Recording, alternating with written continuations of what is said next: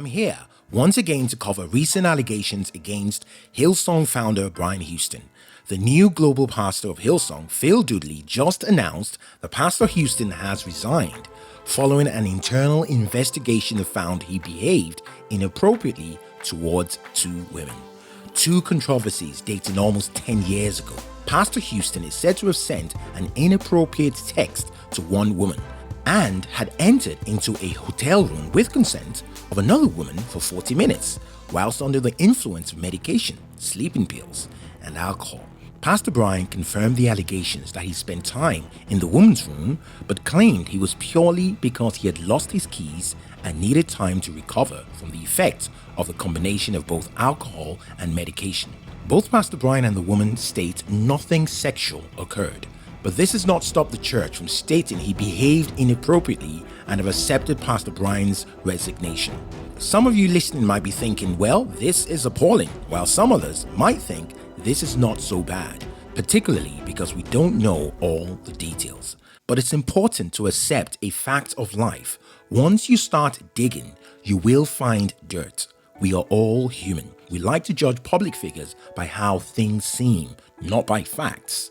What I find so hypocritical these days is that we judge ourselves by our own good or harmless intentions and judge others by their actions. But when it comes down to public figures, we judge them by perceptions. It's really convenient, isn't it? Everyone is innocent in their own eyes. So what happened exactly? Let's scrutinize the evidence. The text in question sent almost 10 years ago was as follows: "If I was with you, I'd like to kiss and cuddle you," which suggests that there was a prior text conversation with this staff member and it went from being professional to unacceptable. The woman was rightly offended. Unsurprisingly, she resigned. Considering her response, we can make a fair assumption that Pastor Houston introduced a new type of language into their relationship. He left the professional bubble. I must emphasize we don't know the context, and although it was a silly and offensive text to send, it could, in context, have been an exaggerated liberal way of showing gratitude for a job well done, or perhaps not. Point is, we don't know. Pastor Brian apologized and personally paid her wages from the time she resigned till she found her next job.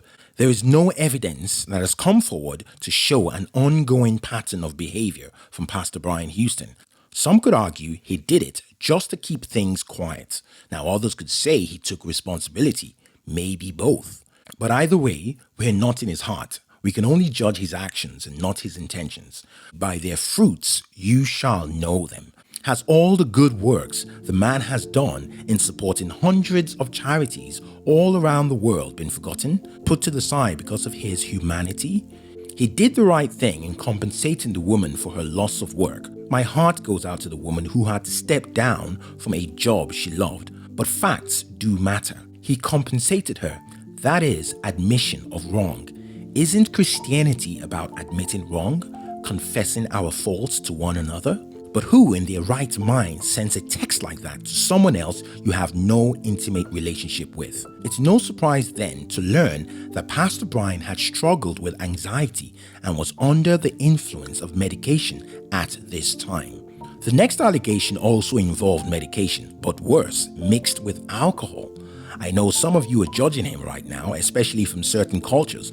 Why should a Christian be drinking? But remember, Jesus' first public miracle was turning water into wine, just saying. Furthermore, Apostle Paul said to the Romans, "Don't judge each other for what you eat or what you drink." Although Hillsong's investigation does not confirm if Pastor Houston was drunk, but a glass of wine along with medication is enough to make one feel terrible, and 40 minutes is enough time to let the worst wear off. No one is perfect. It breaks my heart to see Christians become so cynical and accusatory. We shouldn't judge anyone without facts. Even in the secular world, we wouldn't defame a man's character based on these revelations alone. The woman insisted nothing sexual went on. Pastor Bobby Houston, his wife, hasn't put out a public statement confirming adultery. On what grounds do we condemn this man? Requested the Roman governor Pontius Pilate in his address to the religious elders and organizations lining up to condemn Jesus. I wash my hands too from your branch of Christian condemnation. Apostle Paul said to the Galatian church, if you bite and devour each other, watch out, or you will be destroyed by each other. Pastors, if you train your congregation to bite at Hillsong, the very same congregation will one day destroy each other, perhaps even you, with cynicism. All of you who judge, let him who has no sin cast the first stone. Followed by, woman, where are they? Has no one condemned you? This is a woman who was caught in the actual act of adultery, being accused by other hypocritical men who had themselves committed adultery. Hillsong is an evangelical church. It needs to be relatable to the world. To Hillsong, I do have this to say. Jesus napped on his journeys. He slept on boats on his way to minister. Rest is important to a functional mind. Our spirits might be Christian, but not our mind, not our flesh, the emotions, desires, and instincts. Anyone working in a high-profile, high-octane job environment needs to ensure rest is part of routine. It's wisdom not to get burnt out and become reactionary.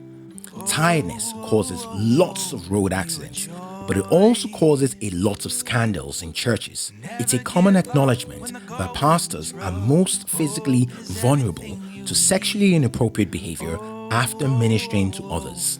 The spirit is willing, but the flesh is weak. Thanks guys, and please subscribe to keep our channel going. God bless.